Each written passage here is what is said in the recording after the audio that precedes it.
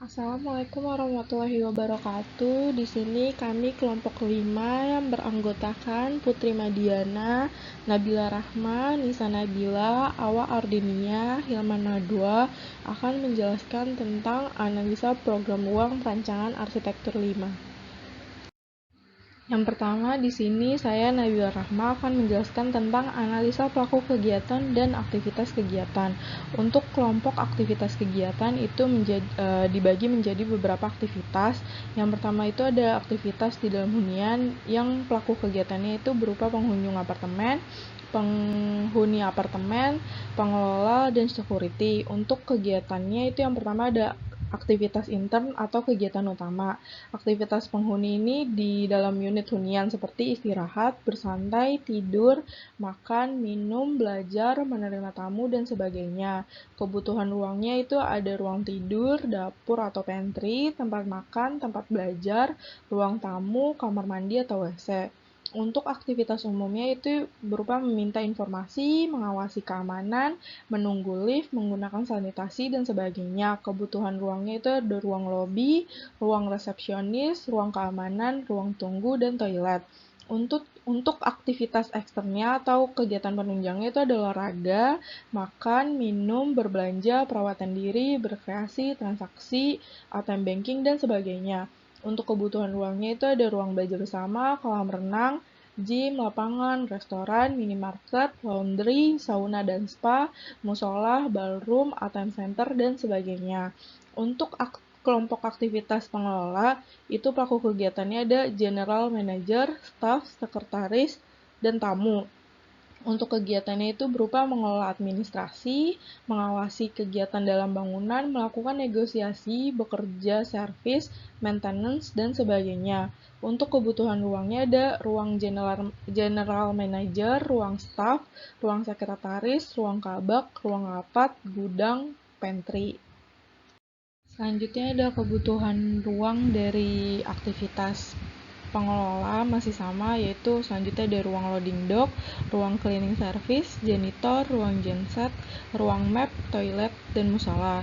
Untuk kelompok aktivitas keamanan, pelaku kegiatannya ada kepala keamanan, security, penjaga parkir, penjaga CCTV. Untuk kegiatannya sendiri itu berupa mengawasi, melakukan pengecekan, mengkoordinasikan area parkir, memantau semua area, pelayanan teknis, dan sebagainya. Untuk kebutuhan ruangnya ada ruang kepala keamanan, ruang security, ruang parkir, ruang kontrol, gudang, toilet, dan musola. Untuk aktivitas komersialnya, itu pelaku kegiatannya ada pengunjung dan pedagang. Untuk kegiatannya itu belanja dan rekreasi. Kebutuhan ruangnya ada ruang informasi, restoran, kafe, bioskop, game center, food court, supermarket, department store, taman, retail store, gudang, ATM center, musola, loading dock, toilet, koridor, tempat istirahat, dan sebagainya. Assalamualaikum warahmatullahi wabarakatuh. Di sini saya akan menjelaskan hubungan antar kelompok ruang. Di sini ada aktivitas hunian, aktivitas servis, kelompok kegiatan pelengkap atau penunjang, lalu ada kelompok pengelola. Untuk aktivitas hunian ke aktivitas servis itu tidak erat, aktivitas hunian ke kelompok pengelola itu erat, aktivitas hunian ke kelompok kegiatan pelengkap atau penunjang itu erat. Lalu untuk aktivitas servis ke kelompok kegiatan pelengkap atau penunjang tidak erat, aktivitas servis ke kelompok pengelola erat, kelompok kegiatan atau penunjang ke kelompok pengelola itu erat. Lalu di sini ada sirkulasi penghuni apartemen atau tower. Yang di sini ada parkir, lalu ke fasilitas penunjang, lalu ada main entrance, security, entrance hall, lobby, sirkulasi vertikal, koridor, lalu ke unit hunian. Sirkulasi penghuni apartemen atau tower. Untuk aktivitas penghuni ruang studio itu ada koridor, kamar mandi atau WC, kamar tidur, tempat belajar, dapur atau pantry, ruang duduk dan ruang makan, lalu ada ruang servis dan jemur. Untuk aktivitas penghuni bedroom tipe 1 ada koridor, ruang duduk, kamar mandi atau WC, kamar tidur, tempat belajar, dapur atau pantry, ruang makan, ruang servis dan jemur. Untuk aktivitas penghuni bedroom tipe 2, 2-4 orang ada koridor, ruang duduk, 2 kamar mandi atau WC, kamar tidur 1, kamar tidur 2, tempat belajar, dapur atau pantry, ruang makan, lalu ada ruang servis dan jemur. Untuk aktivitas penghuni bedroom tipe 3, 5-6 orang, ada koridor, ruang duduk, 2 kamar mandi atau WC, kamar tidur 1, 2 kamar tidur 2, tempat belajar, dapur atau pantry, ruang makan, kamar tidur pembantu, lalu ruang servis dan jemur. Untuk aktivitas penghuni penthouse, ada koridor, ruang duduk, kamar mandi atau WC, kamar tidur 1 dan kamar mandi, lalu ada 2 kamar tidur 2 untuk anak, tempat belajar, dapur atau pantry, ruang makan, ruang keluarga, ruang servis dan jemur. Untuk sirkulasi servis ada service entrance, loading dock, gudang, lavatory atau kamar mandi atau WC, musola, ruang pelayanan mechanical electrical, ruang pelayanan perawatan bangunan, nursery room, lalu smoking room. Untuk sirkulasi pengunjung atau tamu ada main entrance, security, parkir, entrance hall, lalu ada lobby. Di lobby ada fasilitas penunjang seperti kolam renang, fitness center, gymnastic room. Lalu ada lavatory, kamar mandi atau WC. Setelah lobby ada komersial seperti mall, food court, restoran. Lalu ada sirkulasi vertikal, koridor, lalu unit hunian. Untuk sirkulasi pengelola ada set entrance, parkir, entrance hall. Di entrance hall ada ruang resepsionis, lalu ada ruang rapat, pantry, gudang, musola, ruang general manager, ruang sekretaris, ruang kadif, teknik dan staf untuk teknisi dan housekeeping, lalu ruang kadif non-teknik dan staf untuk keuangan, administrasi, dan pemasaran, lalu ada ruang kadif keamanan dan security, lalu ada lavatory, kamar mandi atau WC.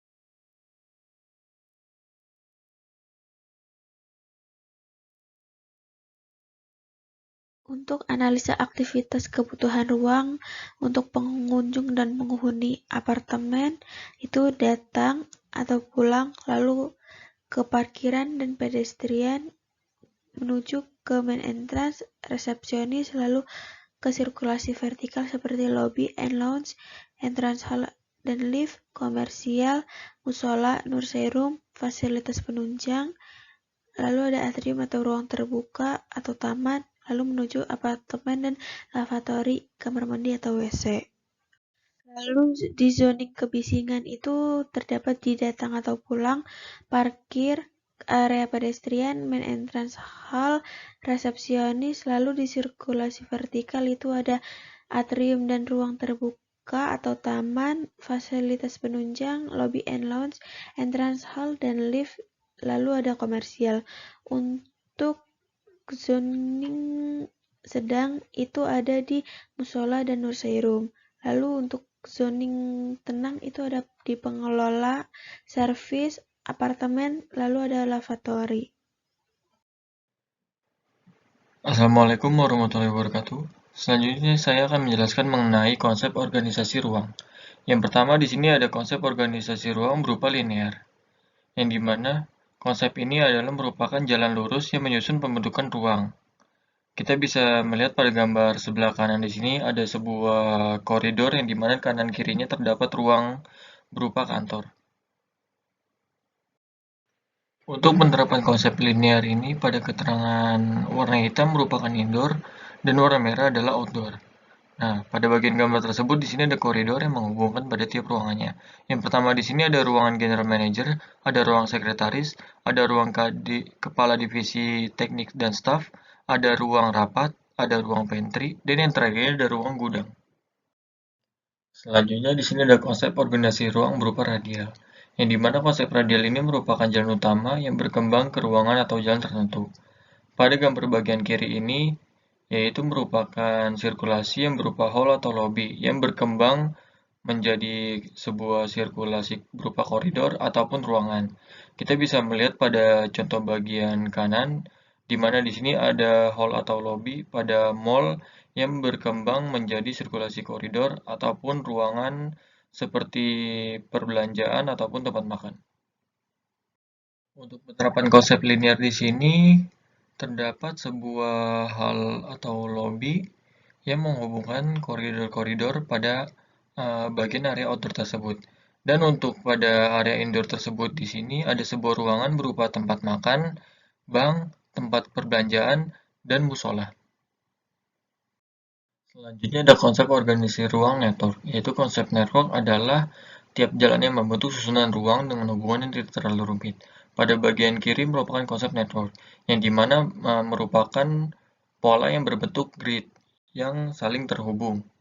Nah, untuk contohnya sendiri di sini ada bagian gambar sebelah kanan, di mana pada pintu masuk tersebut melalui ruang keluarga yang menghubungkan antara kamar mandi, ruang makan, tempat belajar, dan kamar lainnya.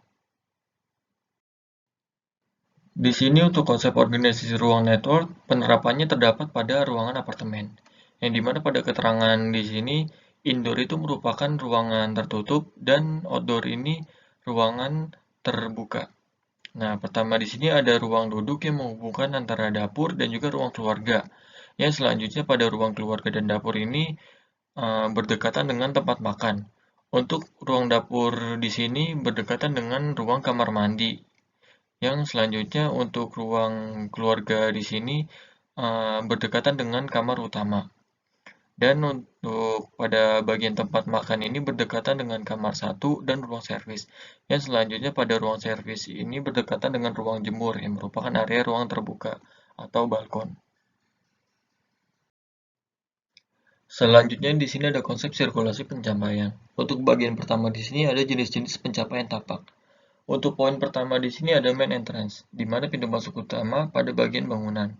Nah, kita bisa dapat melihat gambar pada bagian tersebut, di mana untuk ruang publik ini langsung menuju ke arah bangunan.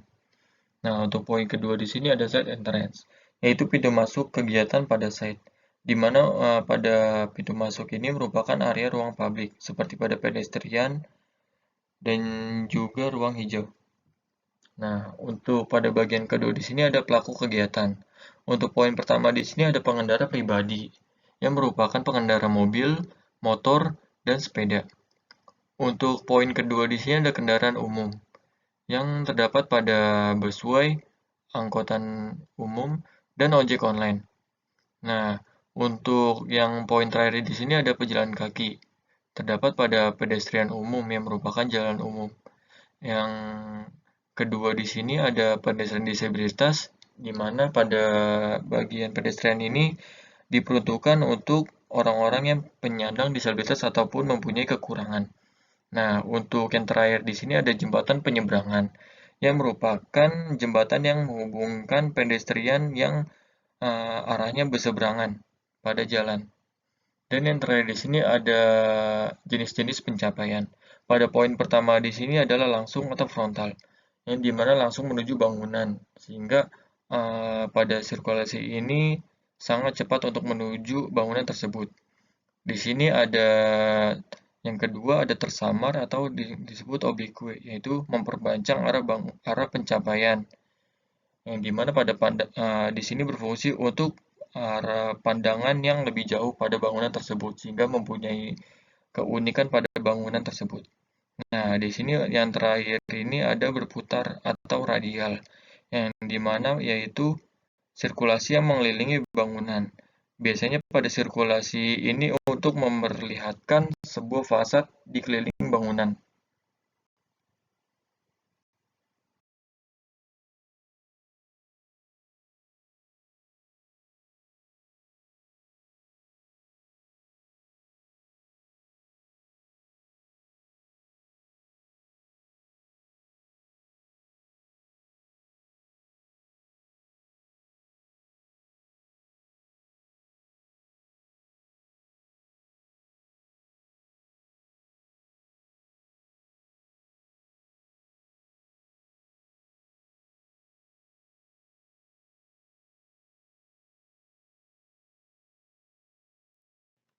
Selanjutnya yang terakhir ada konsep sirkulasi pencapaian. Pada bagian yang pertama di sini ada hal-hal yang harus diperhatikan dalam konsep pencapaian. Pada poin pertama di sini ada mudah dikenali dari jalur utama. Poin kedua, mudah dijangkau oleh kendaraan umum maupun pribadi. Poin ketiga, menghadap langsung ke jalur utama. Poin keempat, jauh dari titik kemacetan, minimal 30 meter dari pertigaan, lampu merah, dan lain-lain. Poin kelima, menyesuaikan dengan arah pergerakan lalu lintas. Poin keenam, side entrance tidak mengganggu main entrance. Poin ketujuh, letak side entrance tidak di jalan utama. Poin ke-8 memperhatikan lebar rem. Dan yang terakhir, poin ke-9, lebar dan tinggi entrance minimal dapat dijangkau oleh mobil pemadam kebakaran. Dan pada bagian terakhir yaitu prinsip-prinsip pencapaian sirkulasi. Untuk poin pertama di sini adalah kualitas, yang dimaksud merupakan aman, fungsional, efisien, dan menunjukkan arah dengan jelas. Pada poin kedua yaitu estetika, yaitu membuat jalan lebih menarik dan tidak monoton. Untuk poin ketiga yaitu kecepatan, mempertimbangkan dalam peletakan tikungan, percabangan jalan, kecuraman, tipe perkerasan yang dipakai di jalur tersebut. Dan yang poin terakhir ini ada pengendalian titik-titik pencapaian, yaitu pengalihan perhatian dalam bentuk fisik simbol-simbol yang efektif untuk mengurangi laju kendaraan.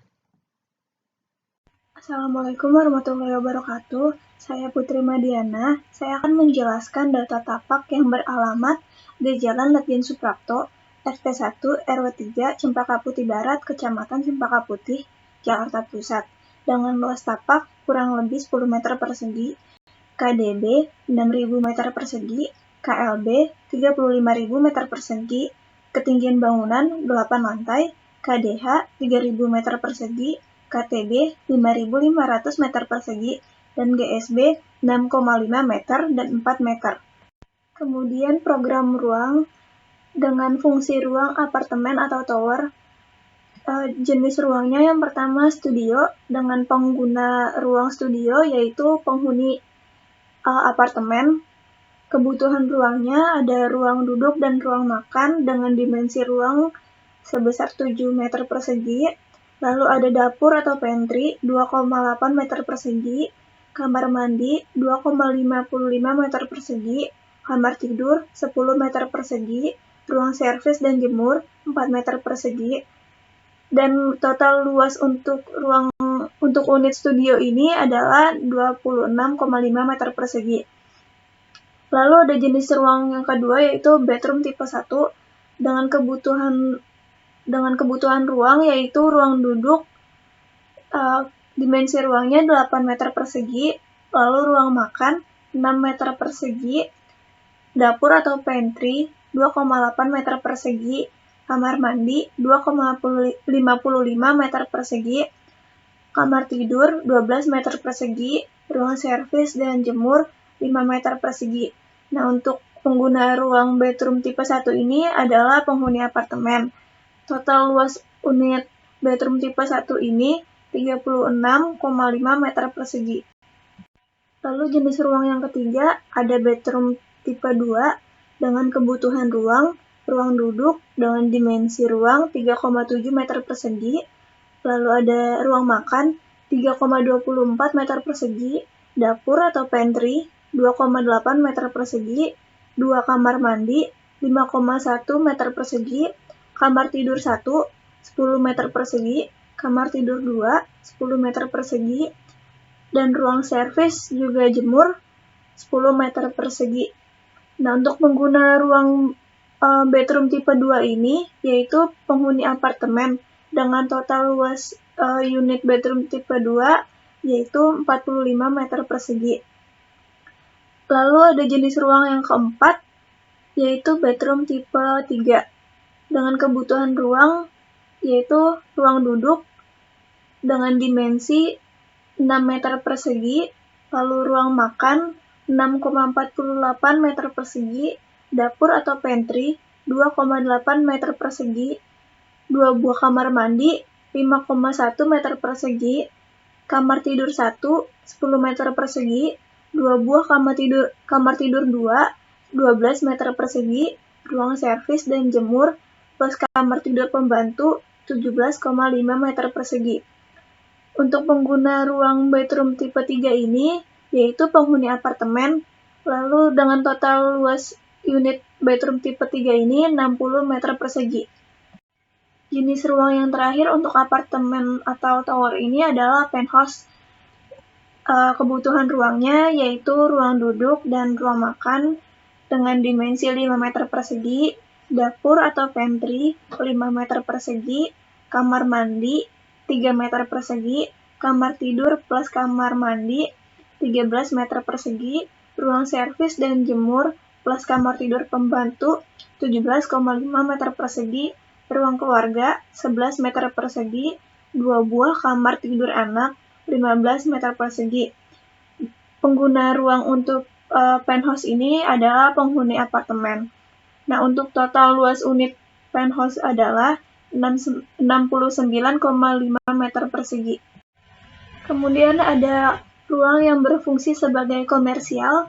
Ada 5 jenis ruang, yaitu yang pertama mall dengan kebutuhan ruang display, pengguna ruang, pengunjung mall, pegawai, kebutuhan dimensi ruangnya 10 meter persegi, lalu ruang gudang penyimpanan barang, pengguna ruangnya pegawai, dimensi ruangnya 6 meter persegi, total luas unit mall ini 16 meter persegi.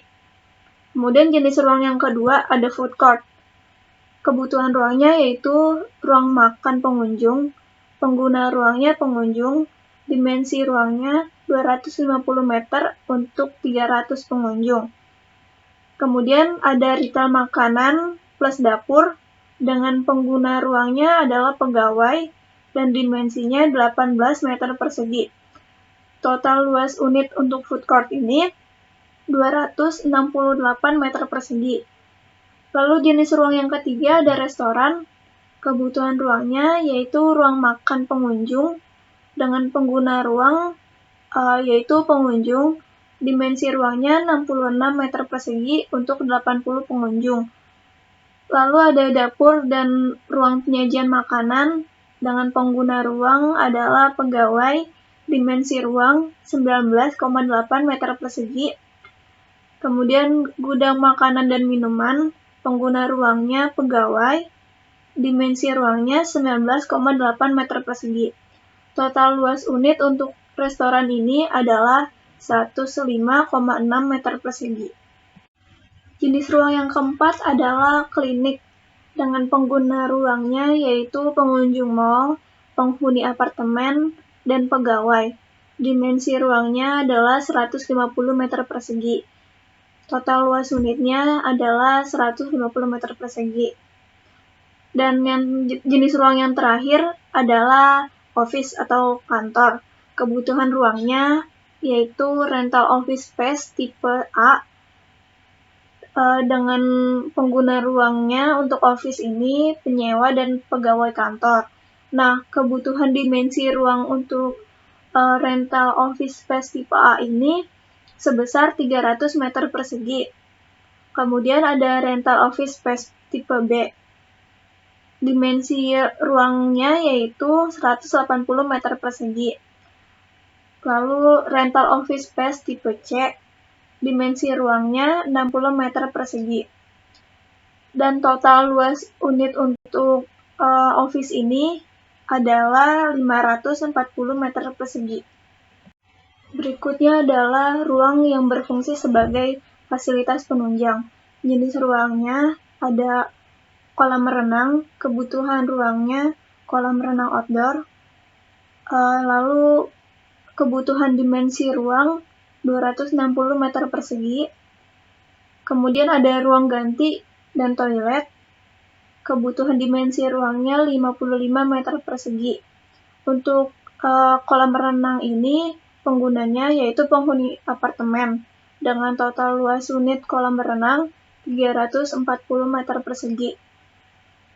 Lalu fasilitas penunjang selanjutnya adalah jenis fitness center dengan kebutuhan ruang fitness, dimensi ruangnya 222 meter persegi untuk 50 orang.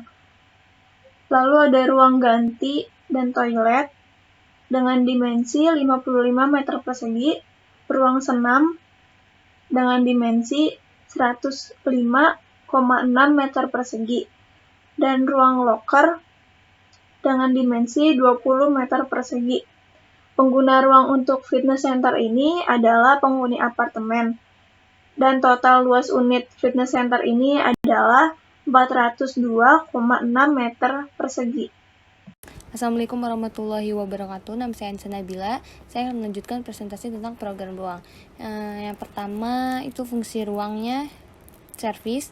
Jenis ruangnya ada toilet dengan perabotnya wastafel, kloset, urinoir. Pengguna ruangnya pengunjung dan pegawai. Kebutuhan dimensi ruangnya 27 meter persegi. Sumbernya Ernest Neuvert dan data arsitek 2. Yang kedua ada musola dan tempat wudhu. Perabotnya sejadah, alat sholat. Penggunanya pengunjung dan pegawai dengan kebutuhan dimensi ruang 36 meter persegi. Yang selanjutnya ada nursery room, perabotnya tempat duduk, meja, penggunanya pengunjung, kebutuhan dimensi ruangnya 9 meter persegi, dan sumbernya dari asumsi. Yang selanjutnya ada smoking room dengan perabotnya tempat duduk, pengguna ruangnya pengunjung dan pegawai dengan kebutuhan dimensi ruang 9 meter persegi. Ruang cleaning service, perabot yang dibutuhkan lemari penyimpanan, loker pakaian. Pengguna ruangnya pegawai dengan kebutuhan dimensi ruang 6 meter persegi. Yang selanjutnya ada ruang kontrol keamanan dengan perabotnya meja dan kursi, pengguna ruangnya security, dan kebutuhan dimensi ruangnya 6 meter persegi. Jenis ruang yang selanjutnya itu ruang laundry dengan perabotan mesin cuci, mesin pengering, alat setrika, pengguna ruangnya pegawai dengan kebutuhan dimensi ruang 60 meter persegi. Sumbernya dari Ernest Neuvert, data arsitek. Total luas unitnya itu 153 meter persegi. Yang selanjutnya jenis ruangnya adalah ruang MEP, kebutuhan ruangnya ruang ME dan ruang AHU. Perabotnya ruang pompa 9 meter persegi, ruang trafo dan genset 15 meter persegi, ruang kontrol 9 meter persegi. Kalau yang ruang AHU kapasitasnya 20 unit AHU, 1 unit sama dengan 0,6 kali 2 sama dengan 1,2 meter persegi dengan sirkulasi 20%. Pengguna ruangnya pegawai. Kebutuhan dimensi ruangnya untuk ruang ME 33 meter persegi dan untuk ruang AHU 28,8 meter persegi. Sumbernya didapat dari Joseph de Sierra, Time Saver Standard for Building Types. Total luas unitnya 61,8 meter persegi. Yang selanjutnya adalah pengelolaan. Yang pertama ada apartemen, kebutuhan ruangnya ruang pengelola apartemen, ruang pemasaran. Perabotnya ada meja, kursi, dan lemari arsip. Pengguna ruangnya pegawai dan kebutuhan dimensi ruangnya 21 meter persegi. Yang selanjutnya itu mall, kebutuhan ruangnya ruang pengelola mall, ruang pemasaran, dan ruang rapat. Perabotnya meja, kursi, dan lemari arsip. Pengguna ruangnya pegawai dengan kebutuhan dimensi ruangnya 21 meter persegi dan 24 meter persegi. Total luas unitnya 66 meter persegi dan didapat dari Ernest Neuvert, data arsitek 2. Yang selanjutnya adalah parking area. Jenis ruangnya yang pertama parkir mobil, yang kedua parkir motor. Perabotnya mobil dan motor. Pengguna ruangnya semua pengunjung. Kebutuhan dimensi ruangnya 300 meter persegi untuk 30 mobil dan 75 meter persegi untuk 50 motor. Total luas unitnya 375 meter persegi didapat dari data arsitek. Yang selanjutnya adalah hitungan volume. Untuk luas lahannya itu 10.000 meter persegi dengan KDB 55%, yaitu 5.500 meter persegi. KLB-nya 8, jadi 80.000 meter persegi. Maksimal KB-nya 40 lantai termasuk basement. KTB-nya 55%, yaitu 5.500 meter persegi. KDH-nya 30%, menjadi 3.000 meter persegi. GSB-nya 6 meter, KDB maksimal 6.600 meter persegi. Mall 30% menurut regulasi. Luas kotor mall 30% dikali luas lahan, yaitu 24.000 meter persegi. Untuk mobil dan sirkulasinya 15%, menjadi 3.600 meter persegi, luas mall bersih 20.400 meter persegi, jumlah lantai mall 4 lantai. Ini adalah apartemen 70% menurut regulasi. Luas kotor apartemen 70% yaitu 56.000 meter persegi, jumlah lantai target luas per lantai kotor itu 1.750 meter persegi, sirkulasi apartemennya 20% yaitu 350 meter persegi, luas per lantai bersih 1.400 meter persegi. Asumsi perbandingannya 20 unit per lantai.